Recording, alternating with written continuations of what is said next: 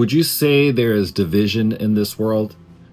What would you say your role is in a divided world? I'm going to share some questions I heard at Saddleback Church in a morning message today that I thought were very good to think about. The first is, what is your role in a divided world? It can oftentimes connect to who we are becoming, and who we are becoming connects oftentimes to who we are following. So for myself, I like actually listening to lots of different perspectives as long as it's civil. But if we listen to people who are stoking more fear and anger, oftentimes that is what we start thinking about. In fact, in the morning, I oftentimes like to begin with a quiet time. I've talked about this before. The second question I want to ask is, who am I trying to please?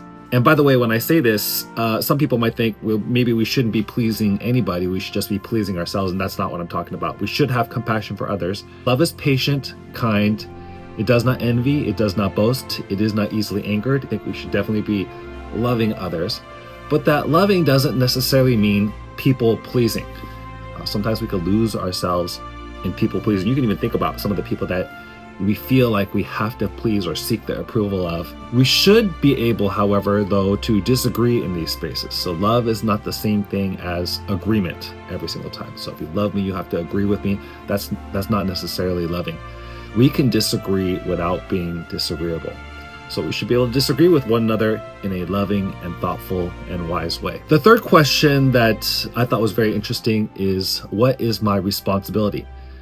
And I think one of our responsibilities could be responding with love and wisdom. We don't need to respond with more fear and anger. And we know that fear and anger works. That's why people use it. So people who are stoking that fear and anger, they're doing it because it's effective. It gets attention. And so when we respond with love and wisdom, oftentimes that can help to bring people together. So another thing that I like to do that brings people together is this idea that you raise what you praise. And so oftentimes, if there's something that I appreciate, value, and I like, then I'm going to praise it. And then finally, to be asking questions and to be curious, to treat other people with dignity.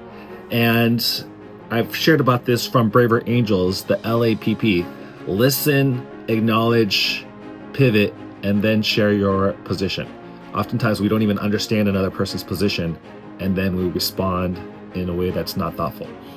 So those are different ways where we could be responsible, responding, but using strategies that allow other people to also feel heard while you're also able to share your opinion. So what is your role in a divided world? Perhaps it's being a peacemaker, and that peacemaking can begin with thinking about who we're following, thinking about who we're trying to please, and thinking about our responsibility to respond in a loving and wise way.